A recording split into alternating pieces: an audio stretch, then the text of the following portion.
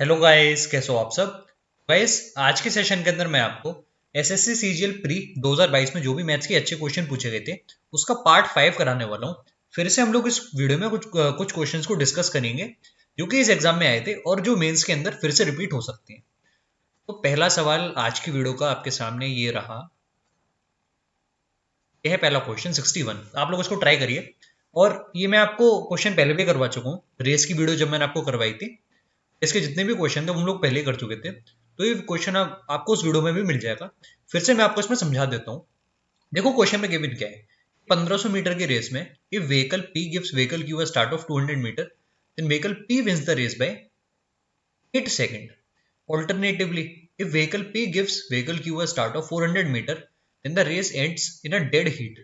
तो इस चीज से हमको क्वेश्चन को आगे बढ़ाना है कि रेस जब एक डेड हीट में खत्म हो रही है तो इसका मतलब क्या हुआ कि ये 1500 मीटर की जो रेस थी इस तरीके से, उसमें अगर इन्हें क्यू को 400 मीटर का स्टार्ट दिया, तो अगर ये गैप था 400 का और ये डिस्टेंस कितना बचा, तो आपने बोला 1100 मीटर, तो दोनों सेम टाइम पर फिनिश लाइन पर आ गए। ठीक है, तो आप ये कह सकते हो यार कि जितनी देर में क्यू ने कवर करा 1100 मीटर, उतनी देर में पी ने कितना कवर करा 1500 मीटर। तो जो इनकी स्पीड का रेशियो है वो मैं डायरेक्ट लिख सकता हूँ कि जो क्यू की स्पीड होगी अगर 11x, तो जो पी की स्पीड होगी वो होगी 15x। एकदम सिंपल सी ये बात है। ठीक है, ये चीज आपको तुरंत समझ में आनी चाहिए क्योंकि जो डिस्टेंस का रेशियो है वही स्पीड का रेशियो होगा अगर टाइम पीरियड फिक्स्ड है तो, है ना। अब हम देखते हैं कि स्टार्ट में क्या गिवन था। जब 1500 मीटर की रेस थी, जो व्हीकल पी है उसने व्हीकल क्यू को स्टार्ट दिया था कितने का, 200 मीटर का। तो मैं यहाँ पर रेस को बनाता हूँ, 1500 मीटर की रेस फिर से है। अब जो व्हीकल पी है उसने क्यू को स्टार्ट दिया टोटल में 200 मीटर का। ठीक है, और जो व्हीकल पी है वो कितने से जीत गया, 8 सेकंड से जीत गया। ठीक है, अब ये जो 8 सेकंड है ये अचानक से कहां से आ गया। देखो, अगर आपको ऐसे समझने में कंफ्यूजन हो रही है तो मैं सबसे अच्छा तरीका आपको बताता हूँ। टाइम यहां पर आपको लाना है। टाइम क्या होता है, डिस्टेंस अपॉन स्पीड। पी ने कितना कवर करा, 1500 मीटर डिवाइडेड बाय जो भी उसकी स्पीड हो 15x। ठीक है, और जो टाइम क्यू को लगेगा वो कितना होगा। अब देखो 200 की तो उसको लीड मिल गई थी। ठीक है, तो जो क्यू ने यहाँ पर कवर करा है वो कितना है, केवल 1300 है। तो जो क्यू को समय लग रहा है वो ज्यादा है इस डिस्टेंस को कवर करने में, है ना। तो मैं कह सकता हूँ कि जो टाइम क्यू को लगा वो हुआ 1300 डिवाइडेड बाय जो क्यू की स्पीड थी 11x माइनस। अब यहां पर आप देखो जो पी के लिए डिस्टेंस है वो तो 1500, इसको किससे डिवाइड करोगे, जो पी की स्पीड है यानी कि 15x। ठीक है, ये जो डिफरेंस है क्वेश्चन के हिसाब से ये 8 सेकंड का है। तो इस क्वेश्चन को समझना अपने आप में बहुत बड़ी बात है। अब आप इसको सिंप्लीफाई कर सकते हो। आप यहाँ पर चाहो तो यहाँ पर 100 बना लो। ठीक है, 1300 माइनस 1100 करोगे तो आपके पास 200 बचेगा। 200 डिवाइडेड बाय नीचे क्या आ जाएगा, तो नीचे आपने बोला कि 11x आ जाएगा। ये चीज किसके बराबर है, 8 के बराबर है। तो यहां से आपको पता चला कि जो 11x है उसकी वैल्यू कितनी है। 11x की वैल्यू है आपके पास 25। तो x की वैल्यू कितनी आ गई, 25/11। अब यहां से मुझे क्या बताना है कि p को 1500 मीटर जाने में कितना समय लगेगा। तो जो डिस्टेंस है 1500 उसको डिवाइड कर लो b की स्पीड से। स्पीड है 15x यानी कि 15 इंटू 25/11। इसको सिंप्लीफाई करना पड़ेगा। 4 बार चला गया, 4 इंटू 11 44 आपका आंसर आ गया। ठीक है, अब इसका कोई और भी अच्छा मेथड हो सकता है, पर मेरे हिसाब से अगर आप ये चीज समझ गए तो आप क्वेश्चन को जल्दी कर पाओगे। ठीक है, क्योंकि ये चीज अगर आप समझ गए तो आप कभी भी फंसोगे नहीं क्वेश्चन के अंदर। ठीक है, बाकी स्पीड का रेशियो और डिस्टेंस का रेशियो बराबर होता है अगर टाइम पीरियड फिक्स हो तो। ये चीज आपको पहले से आनी चाहिए। ठीक है, ये क्वेश्चन सच में बहुत अच्छा है और प्रॉपर मेंस लेवल का क्वेश्चन है। इस सवाल को आप लोग देखो, क्वेश्चन तो आसान है, इसमें कुछ इतना खास है नहीं। वैसे तो यार ये डायरेक्ट फॉर्मूला होता है और आपको पता भी होना चाहिए। अब ये आंसर क्यों है, ये चीज आपको कैसे पता चलेगी। जैसे अगर इस ऑप्शन में आप दोनों तरफ 10 लगा दो, ठीक है, तो 10 ए किसके बराबर है। अब 10 बी प्लस सी का फॉर्मूला क्या होगा, 10b plus 10c divided by 1 minus 10b 10c, है ना। अब ये देखो 10b 10c है, जब मैं इसको इधर मल्टीप्लाई करूंगा तो मेरे पास जो टर्म आएगा वो क्या होगा, एक तरफ तो 10a हुआ और यहां पर टर्म आ गया माइनस का 10a into 10b into 10c। ये किसके बराबर है, 10b प्लस 10c के। अब अगर आप इसको इधर भेज दो तो वो जाके उधर पॉजिटिव बन जाएगा, तो यहां से आपका रिलेशन आ जाएगा जो यहां पर गिवन था। ठीक है, तो कुछ नहीं करा है, बस इन लोगों ने उसको रिवर्स लिख दिया है। जनरली क्या होता है कि यहां से आप यहां तक जा रहे होते हो पर वहां से आपको यहां तक पहुंचा दिया गया है। कि आपका टाइम वेस्ट क्वेश्चन में थोड़ा सा हो जाए, बस इसीलिए, ठीक है। फ्यूचर में क्या करना कि आप पहले इस ऑप्शन को चेक करना और इस ऑप्शन को चेक करना, इन दोनों में से ही कोई एक आपका करेक्ट आंसर होगा, ठीक है। साइन के हिसाब से वो चेंज होता रहेगा। इस क्वेश्चन को समझो। इसको करने का एक बहुत ही आसान तरीका है जो मुझे फिलहाल समझ में आ रहा है, और आप लोग देखना कि हम उससे इस क्वेश्चन को जल्दी कैसे कर सकते हैं। जैसे आप ये देखो कि यहाँ पर मेरे पास हर तरफ क्यू स्क्वायर है, पर ये जो नंबर्स हैं वो अलग अलग हैं, तो मतलब अगर मैं क्यू की वैल्यू डालूं तो ये क्वेश्चन हो सकता है, ठीक है। तो क्यू को अगर मैं 0 कर दूं तो आप बोलोगे कि जो टेन अल्फा है वो कितना आ गया, √3, यानी कि अल्फा बराबर 60 डिग्री की बात हो रही है और कुछ भी नहीं है, ठीक है। सेक अल्फा, सेक 60 कितना होता है, 2 प्लस 10³ अल्फा, यहाँ पर आ जाएगा 3√3, ठीक है। और यहाँ पर क्या आएगा, इंटू कॉसेक 60। कॉसेक 60 कितना होता है, 2/√3, ठीक है। से ही कट गया तो आपका ये कितना आ गया, 2 + 6 यानी कि 2 + 6 यानी कि 8, ठीक है। तो मेरे पास यहाँ पर 8 आ गया। अब मैं देखता हूँ कि कौन से ऑप्शन में मुझे 8 मिल रहा है। क्यू बराबर 0 करने पर इसमें नहीं मिलेगा, इसमें भी नहीं मिलने वाला, इसमें भी नहीं मिलेगा, पर इसमें अगर आप देखोगे तो क्यू बराबर 0 करने पर 4 का रूट होता है 2, 2 का क्यूब 8, ये आपका 8 आ जाएगा, ठीक है। अगला सवाल आपके सामने ये रहा, और देखो ये क्वेश्चन अगर कोई पहली बार देख रहा हो तो वो सोचेगा पता नहीं इसमें क्या आ गया, यार इसमें अगर आप ध्यान से देखोगे तो क्वेश्चन हो जाएगा। क्या गिवन आपको क्या है इसमें, हमारे पास एक बड़ी सी इक्वेशन है और उसमें हमको क्या बताना है, difference between the two values of x, x की दो वैल्यू पर निकलने वाली है, उनका मुझे अंतर बताना है, क्या। तो पहले मैं देखता हूँ कि ये जो इक्वेशन है ये बेसिकली है क्या। देखो अगर मैं ध्यान से देखूं तो काफी सारी टर्म्स यहाँ पर हैं, ठीक है। यहाँ पर है 7x, फिर यहाँ पर है 4 टाइम्स एक्स स्क्वायर, इसको मैं लिख लेता हूँ 4 times x square divided by 5x divided by 10।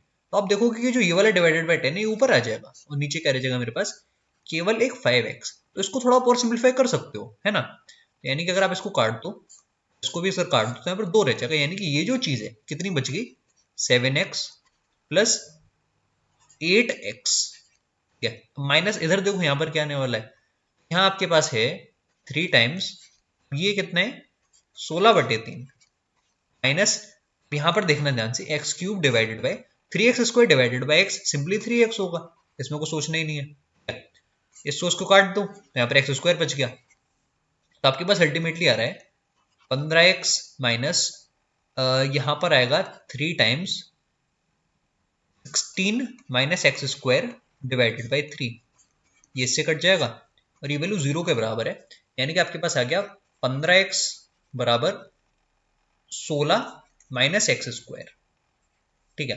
तो x² minus plus 15x minus 16 बराबर 0 है।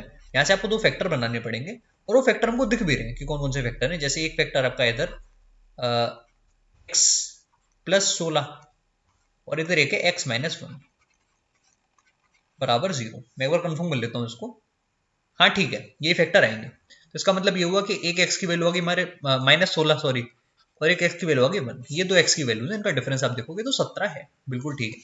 और ये सच में अच्छा क्वेश्चन है। एग्जाम में क्या होता है कि हम लोग को इतना नहीं समझ में आता कि क्वेश्चन इतना लेंदी हो सकता है, फिर ये क्वेश्चन लेंदी नहीं है एक्चुअल में। अगर आप इस टर्म को क्वेश्चन के अंदर ही सिंप्लीफाई कर लो देखकर, तो आप इसको जल्दी भी कर सकते हो। क्या क्वेश्चन का लेवल अच्छा है, मतलब थोड़ा सा आप कह सकते हो कि डिफरेंट क्वेश्चन है, ऐसे क्वेश्चन नहीं आते जनरली। और अच्छा ऐसा होना भी चाहिए ताकि मेंस में थोड़ा बहुत चैलेंज आपके सामने हो। ये क्वेश्चन देखो, क्वेश्चन में कुछ भी नहीं है इसमें, बस प्रॉब्लम ये है कि इसकी लैंग्वेज इतनी बड़ी है कि उसमें आपको समय लग सकता है, इसलिए मैंने इस क्वेश्चन को यहाँ पर इंक्लूड करा है। In a partnership firm, two partners Vijay and Praveen are working on an assignment. It will take 12 weeks for Vijay to complete the entire assignment alone, while Praveen will take 8 weeks to complete it alone. Due to work pressure, they decided to work on that assignment on alternate week basis. The first week, the Praveen will work, and in the second week, Vijay will work, and so on. And how many weeks will the work be completed if they work on the alternate week basis? तो देखो आप देख रहे हो कि question को और छोटे में लिख सकते थे वो लोग, उसकी लैंग्वेज बहुत ही बड़ी कर दी है, ठीक है।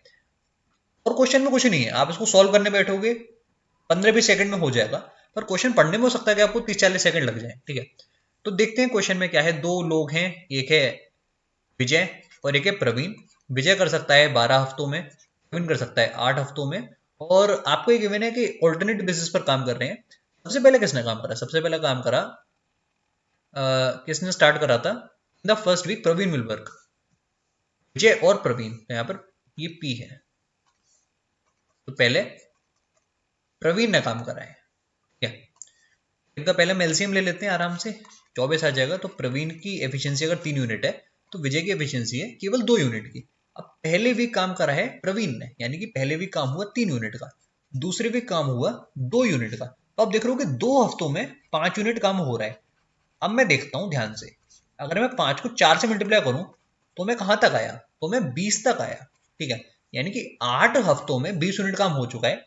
फिर नेक्स्ट टाइम 3 का काम होगा, एक दिन और आ गया, फिर आप देखोगे कि 23 यूनिट काम हो चुका है।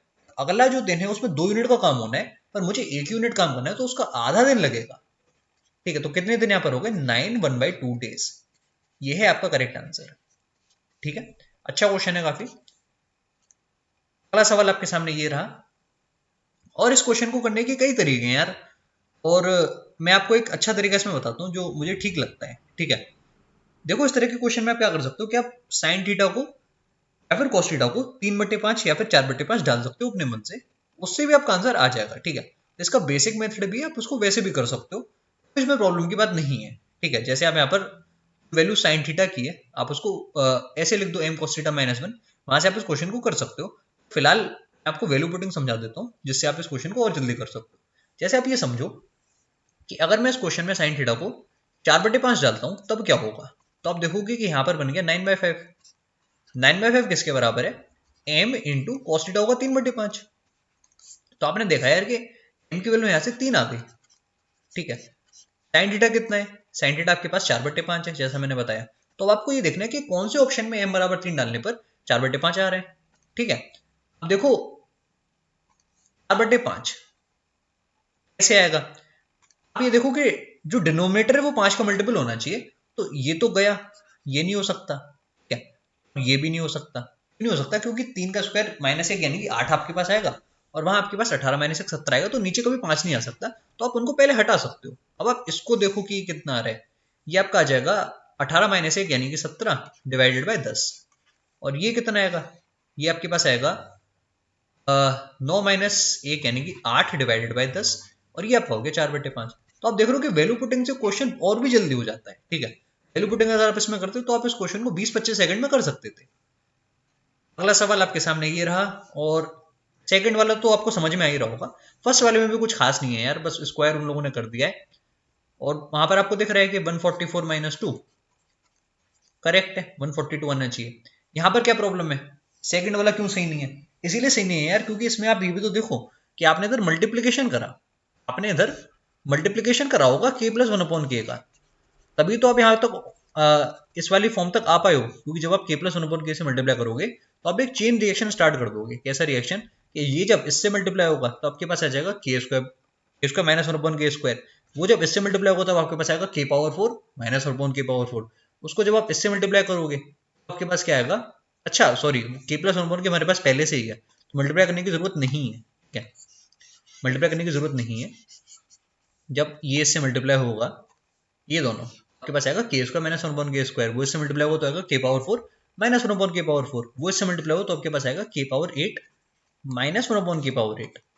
ठीक है, तो ये चीज नहीं आएगी, वहां पर पावर 16 गिवन है इसीलिए। ठीक है, ओनली वन इज करेक्ट। अगर यहाँ पर k⁴ + 1/k⁴ भी होता एक, तब वो करेक्ट होता। ठीक है, अगला सवाल आपके सामने ये है, रिमाइंडर थ्योरम का क्वेश्चन है। 2x - 1 बराबर 0 करना है आपको। x बराबर 1/2 मिल गया, आपको निकालना है f(x), यानी कि f ऑफ 1/2, यही आपका रिमाइंडर होगा। वैल्यू को डाल दो यहाँ पर, तो 3 × 1/2 की पावर 4 हो जाएगी 1/16। ठीक है, -2 टाइम्स 1/4 यहाँ पर आया, प्लस 4 टाइम्स 1/2, और यहाँ पर है -1। सिंप्लीफाई कर लो इसको, और कुछ क्वेश्चन में कुछ भी नहीं बचाया ज़्यादा। यहाँ पर है 3/16 -1/2 प्लस 2 -1 यानी कि +1 हो जाएगा ये। तो यहाँ पर है 3/16 प्लस 1/2, तो यहाँ पर आया 3 और 8 यानी कि 11/16, करेक्ट आंसर। अगला क्वेश्चन आपके सामने ये रहा। ये क्वेश्चन मैं आपको टेलीग्राम पर दे चुका था और आप खुद ही देखो कि यार ऑप्शन बनाने वाले ने कितना गलत करा है। उसने 27.71 को दिया और 27.72 को भी दिया। तो ये सच में एकदम क्रूएल्टी है, ठीक है। कि अगर आप √3 की वैल्यू में जाओगे तो आगे तक आपको जाना पड़ेगा, जाके आप श्योर हो सकते हो कि मुझे ऑप्शन 1 लगाना है या फिर मुझे ऑप्शन 3 लगाना है। आप ध्यान देना कि जब आप √3 और √2 की वैल्यू को एग्जाम में वहां पर मेंशन करो, एग्जाम में जब आप उसको सॉल्व कर रहे हो तो एक बार ये जरूर देख लेना कि जो ऑप्शन है वो क्या पास पास है। क्योंकि ऐसा नहीं होना चाहिए कि एक बार आपने √3 को, जैसे आपने √3 को केवल 1.7 ले लिया और आप क्वेश्चन को सॉल्व कर रहे हो, ठीक है, फिर आपने देखा यार ऑप्शन तो पास है, फिर आप उसको फिर से 1.73 लेकर सॉल्व कर रहे हो, फिर भी आप श्योर नहीं हो, तो इसमें टाइम वेस्ट होता है, ठीक है। अगर आपके सामने क्वेश्चन कैलकुलेटिव है तो एक बार उसमें उसमें अच्छे से समय दे दो, ठीक है। क्वेश्चन के जब आपके बाकी सब क्वेश्चन हो जाए उसके बाद में, ठीक है, आप तब उसको ठीक से करो। ऐसा नहीं होना चाहिए कि आप उसको सॉल्व कर रहे हो फिर आप देख रहे हो कि यार ऑप्शन पास है, फिर आप उसको फिर से सॉल्व कर रहे हो, ठीक है। एक क्वेश्चन को एक बार सॉल्व करो अच्छे से। अब जैसे यहाँ पर मेरे को क्या वैल्यू लेनी पड़ेगी, √3 की क्या वैल्यू होती है, किसी को याद है? 1.732। वैसे मुझे याद नहीं है, फिर भी शायद यही वैल्यू होती है 1.732, थर्ड प्लेस ऑफ डेसिमल तक, ठीक है। अब मुझे 1.732 के लिए इस वैल्यू को डाल के चेक करना पड़ेगा कि क्या आएगा। एरिया बताना है सिंपली, और क्वेश्चन में कुछ नहीं है। √3/4 इंटू ए स्क्वायर, यानी कि 8 इंटू 8। अब √3 की वैल्यू क्या डाली मैंने, 1.732। यहाँ पर 2 रह जाएगा, 2 इंटू 8 यानी कि 16। तो इसको मुझे 16 से मल्टीप्लाई करके देखना पड़ेगा कि क्या वैल्यू आ रही है, ठीक है। मैं इसको चेक कर लेता हूँ। 1.732 इंटू 16 तो सही है आपके पास 27.71 आएगा। 27.71 ये होगा आपका करेक्ट आंसर।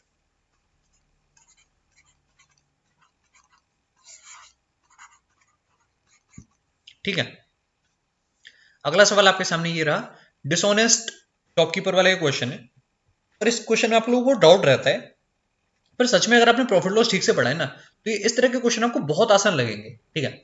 एक शॉपकीपर है जो कि क्लोथ को 7% लॉस पर बेच रहा है, ऐसा वो बोल रहा है, ठीक है। वो क्या कर रहा है एक्चुअल में, वो एक फॉल्स स्केल यूज कर रहा है 1 मीटर का, जिसकी लेंथ 1 मीटर है, उससे वो गेन कर रहा है कितना, 24%। तो इस चीज को आप लोग समझो, देखो वो क्लेम कर रहा है कि उसका 7% का नुकसान हुआ, यानी कि वो कह रहा है यार कि मैं 100 की चीज, वो कह रहा है मैं 100 की चीज आपको दे रहा हूं 93 की, ठीक है। ये सीपी है, ये एसपी है। वो आपसे बोल रहा है कि मैं 100 की चीज 93 की दे रहा हूं, वैसा नहीं कर रहा, ठीक है। कुछ ना कुछ उसने झोल करा है एक्स से वाई, और इसका रिजल्ट क्या हुआ, इसका रिजल्ट ये हुआ कि उसको 24% का फायदा हो रहा है, यानी कि वो 100 की चीज 124 में बेच रहा है, ठीक है। ये 100 से आप इस वाले 100 को काट दो, इसका रेशियो देखो x/y क्या आएगा आपके पास, 93:124 को काट लो, 31 से कट जाएगा, 3:4। तो अगर वो आपको 4 आइटम दे रहा है, 4 मीटर की लेंथ दे रहा है, तो उसमें एक्चुअली आपको 3 ही मिल रही है, ठीक है। तो 4 की वैल्यू क्वेश्चन के हिसाब से है 100 सेंटीमीटर यानी कि 1 मीटर, तो 3 की वैल्यू आपके पास आ जाएगी 75 सेंटीमीटर, ठीक है। ये है करेक्ट आंसर आपका। अगला क्वेश्चन आपके सामने ये रहा। देखो एबीसीडी एक स्क्वायर है और स्क्वायर में सभी एंगल 90 डिग्री होते हैं, ये आपको पहले से ही पता है। आपको क्या बताना है कि एंगल एमडीसी क्या होगा। एमएबी क्या है हमारे पास, एक इक्विलेटरल ट्रायंगल है। इक्विलेटरल ट्रायंगल है तो ये तो आपको पता ही है, ये पूरा एंगल आपका 60 होगा, ठीक है। और पता है आपको कि 90 था, तो इसका मतलब ये जो एंगल था ये आपके पास आ गया 150 डिग्री। आप ध्यान से देखना, ये जो साइड है वो इसके बराबर है, और क्योंकि M A B equilateral triangle है तो ये इसके बराबर होगा, तो ये दोनों साइड मेरे पास बराबर आएंगे। तो अगर ये मेरे पास अल्फा है तो ये भी मेरे पास अल्फा है, तो 2 अल्फा आपके पास आ गया 30 डिग्री। तो अल्फा कितना आ गया, 15 डिग्री।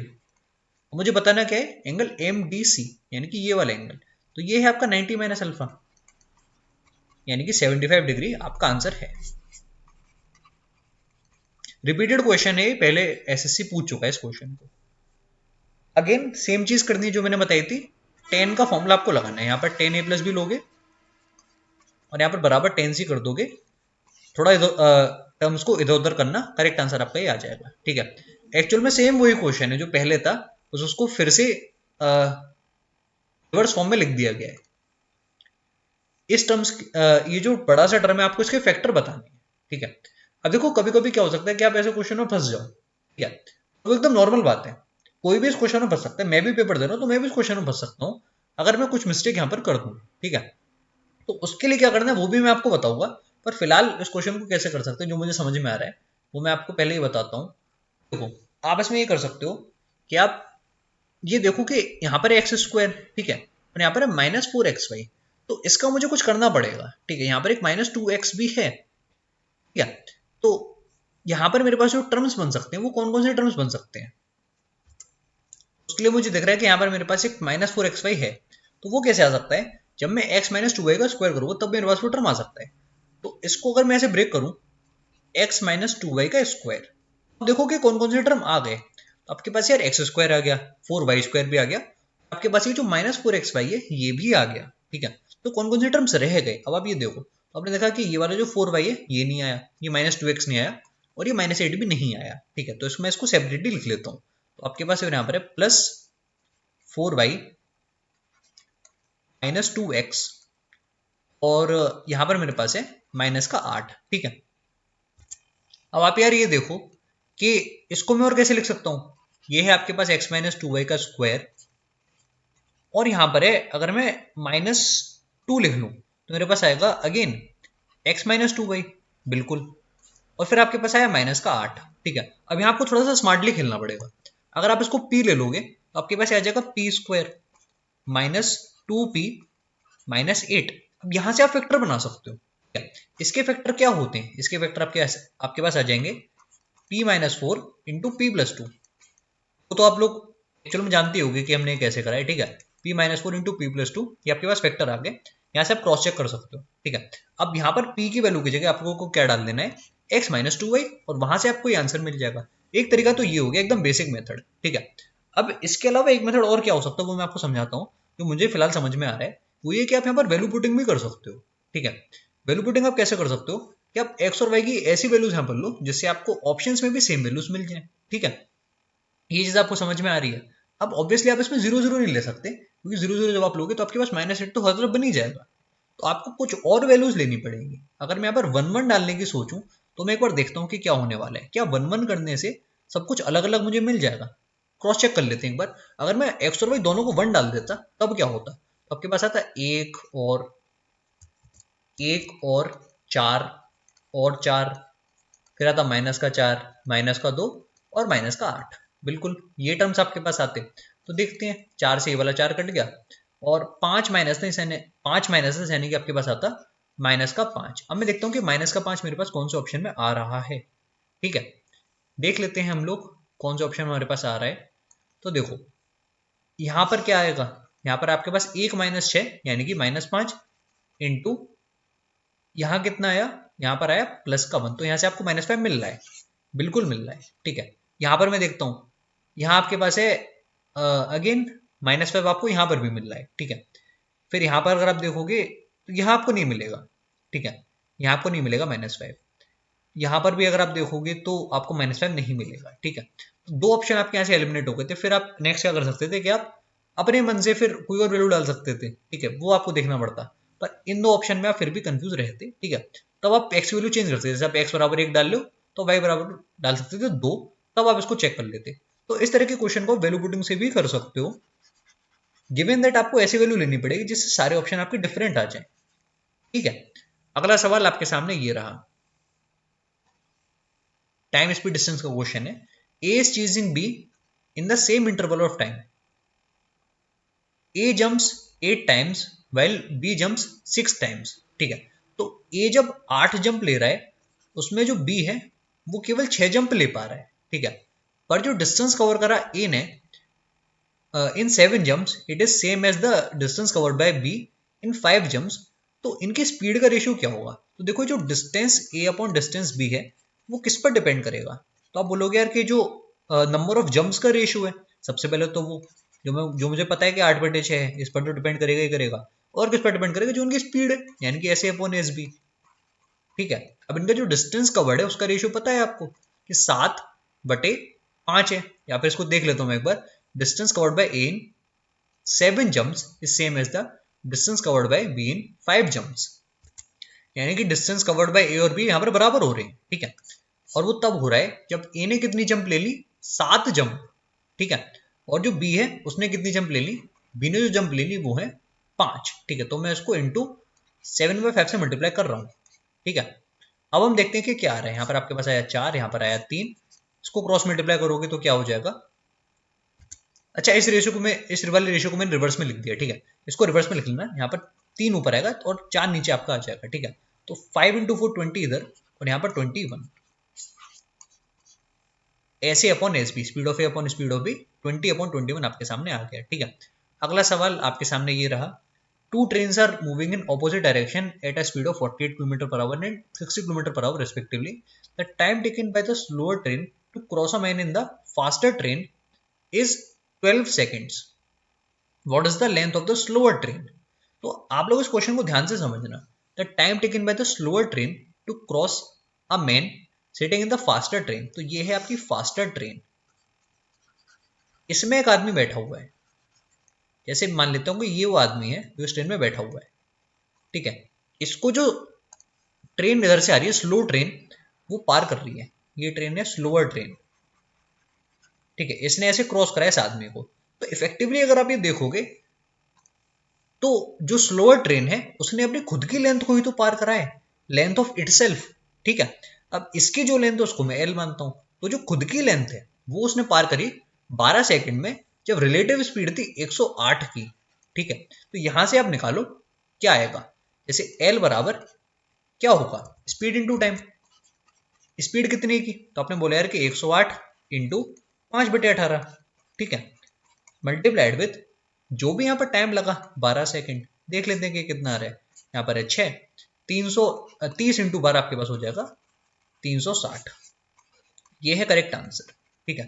तो मुझे उम्मीद है कि सॉल्यूशन आपको समझ में आया होगा, और इस वाले पार्ट में यहीं तक था। फिर से हम लोग नेक्स्ट पार्ट में आगे के क्वेश्चंस को डिस्कस करेंगे। Bye bye and take care.